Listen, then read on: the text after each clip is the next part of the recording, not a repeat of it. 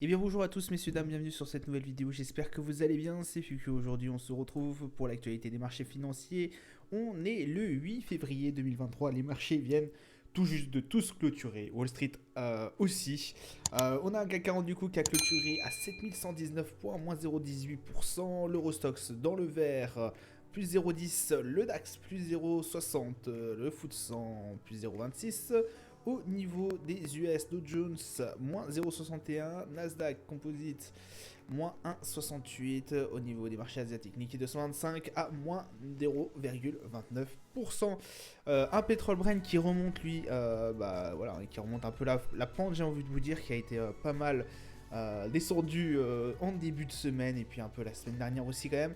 85,12$ le 11 d'or, 1875$, 91 l'euro USD à 1,071, le bitcoin 22 972$, palmarès du STRD, on a Steph qui est à plus 13,97, Avenir Télécom plus 11,08, CGG plus 7,09, CGG deux fois consécutif dans le top 3 des valeurs du palmarès. Et au niveau des plus fortes baisses, on a SI de Saint-Gobain, moins 3,99. On a Société Générale qui a pris un moins 5,03 et Orpea qui est toujours bien évidemment dans le rouge, moins 13,46. Aujourd'hui, pas énormément de choses à dire. On était toujours un peu sous le coup de voilà pardon, de l'intervention de Jérôme Powell hier. Bon, il n'a pas non plus voilà, il a un peu rassuré les marchés sans tout de même les rassurer. Il a forcément dit ce que je vous ai dit hier, c'est-à-dire que bon, la hausse des taux allait toujours continuer, bien évidemment, mais voilà, il a toujours été choqué par comment vous dire, ce chiffre de l'emploi qui époustoufle, enfin, qui étourdit tout le monde, quoi. Quand même, on est à pratiquement 3 fois ce que prétendait le consensus. Donc incroyable, incroyable. Donc voilà, on va attendre les prochains chiffres de l'emploi vraiment, parce que là, il y a eu quand même pas mal de rebondissements. Et puis voilà, on va voir si les prochains chiffres vont être aussi phénoménaux plutôt, que voilà ce qu'ils ont dit la dernière fois. Donc c'est-à-dire qu'on attendait quand même 510 000, on a eu 510 000 emplois créés non agricoles au niveau des US, et on attendait, je crois, 100 et des patates, même 200, pardon, 200, ouais, pratiquement 200. Je sais plus combien on entendait par le consensus, entre 100 et 200, je crois, je m'en rappelle plus trop. Et ça avait fait un brouhaha pas possible. Donc bon, bah voilà, on va attendre. Forcément, ça va énormément pâtir par la suite de ce que va faire la Fed et Jérôme Powell. Donc, affaire à suivre. On a ici, comme vous avez pu le voir, hein, au niveau des palmarès du SRD, on a Société Générale qui a pris moins 5,03, contrairement à son copain, la BNP, hier, que je vous avais dit, qui avait bien performé, notamment avec des revenus, des bénéfices records. Bon, là, ça a été une assez bonne aussi trimestre, avec quand même un assez bon trimestre au niveau des bénéfices, au niveau de Société Générale, mais elle a été sanctionnée notamment pour des dividendes inférieurs à ce que espéraient les investisseurs. Donc forcément, par la suite, ça baisse pas mal. Voilà ce qui a un peu remué nos marchés aujourd'hui. Séance assez calme, hein, comme vous avez pu le voir sur le calendrier d'annonce économique.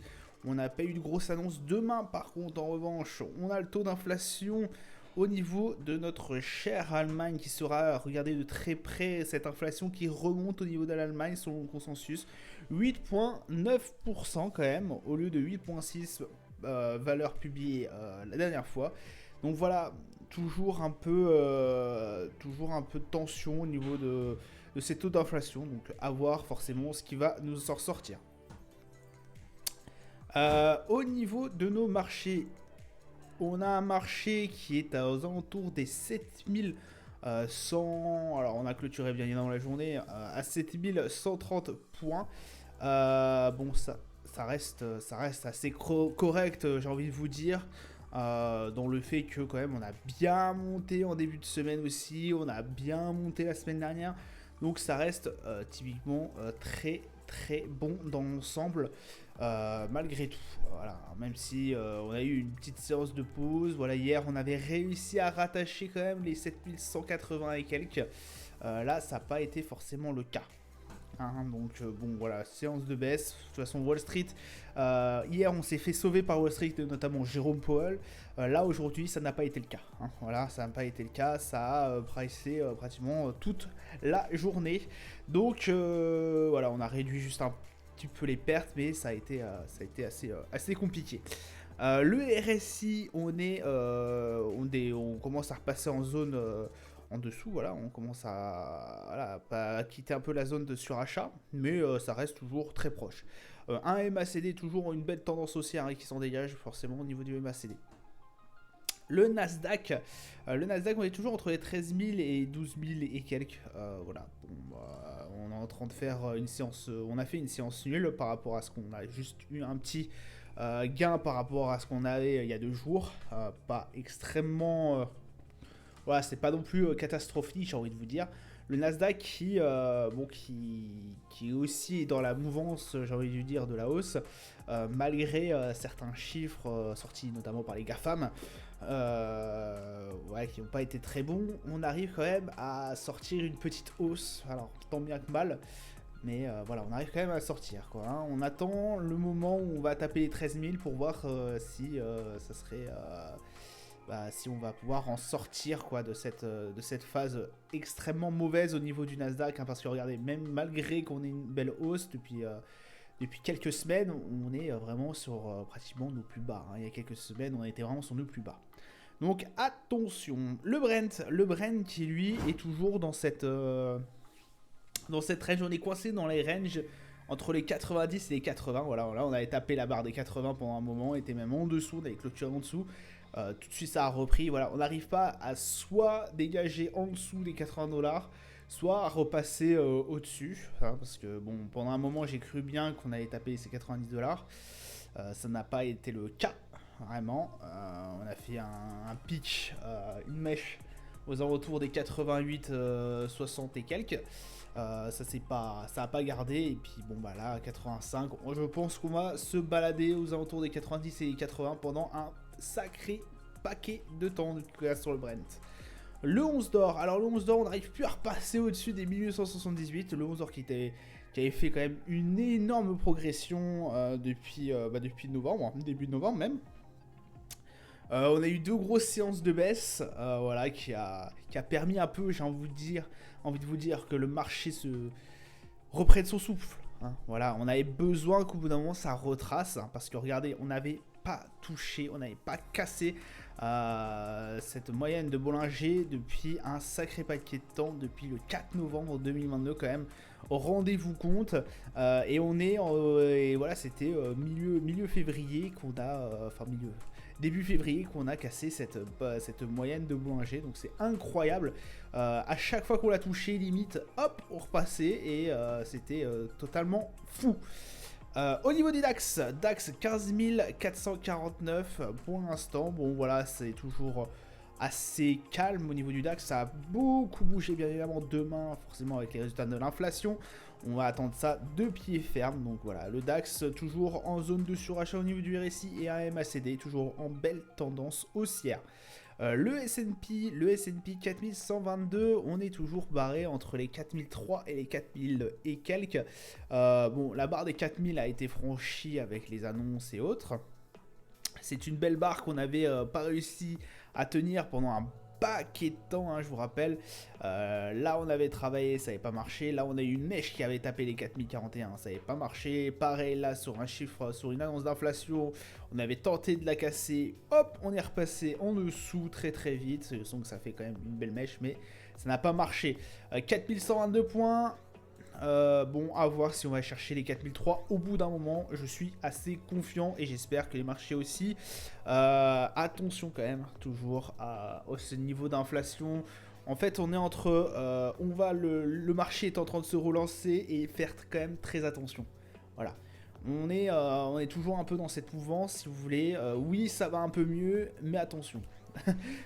Toujours dans cette incertitude, les chiffres peuvent être peut nous montrer voilà, une dégradation très très vite. Alors pour l'instant, voilà, on n'a pas non plus de récession qui commence à apparaître, malgré, malgré tout ce qui s'est passé, j'ai envie de vous dire. Mais voilà, sur certains indicateurs, je tilte un peu. Je tilte un peu aussi sur l'inflation de certains pays. Oui, d'accord, peut-être sur une année, on n'a peut-être pas eu de récession. Peut-être qu'on n'arrivera pas à la récession. Mais moi, ça me paraît assez compliqué, surtout en Europe, j'ai envie de vous dire. Si on échappe à la récession, oui, les marchés pourraient mieux se comporter. Mais on n'en est pas encore là. Je pense que les taux, la hausse des taux va commencer à se faire sentir petit à petit.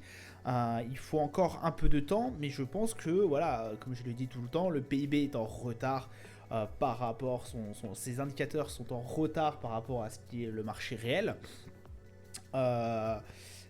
Forcément, on va se faire impacter à un moment ou à un autre. À un moment ou à un autre, le marché va comprendre que certains pays, j'en suis pas convaincu, mais je pense que certains pays vont tomber dans la récession. Je pense à l'Italie par exemple. Hein, voilà.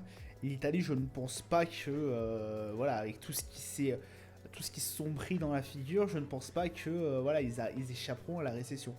L'Angleterre, voilà, ils vont pas, je sais même plus je n'ai pas suivi beaucoup l'Angleterre, mais je ne pense pas je pense qu'ils ont pris la récession, je pense qu'ils vont prendre la récession. Bon, pour l'instant, on se félicite, si vous voulez, que la France, l'Allemagne, que les US, ou même que la Chine ou autres ne tombent pas en récession, mais pour l'instant, il est trop tôt pour le dire. J'ai envie de vous dire, il est trop tôt pour le dire, pour crier victoire, voilà. Dow Jones, 34 000 points, voilà, toujours entre les 34 400 et les 33 400. Bon, rien ne se passe sur le Dow Jones depuis un certain moment, j'ai envie de vous dire. Bon, voilà, on s'y attendait un peu. Aujourd'hui, petite séance, donc voilà. Ça sera tout pour moi pour aujourd'hui. Je vous souhaite une bonne soirée, une bonne journée à vous. Je vous dis à demain. Ciao, ciao.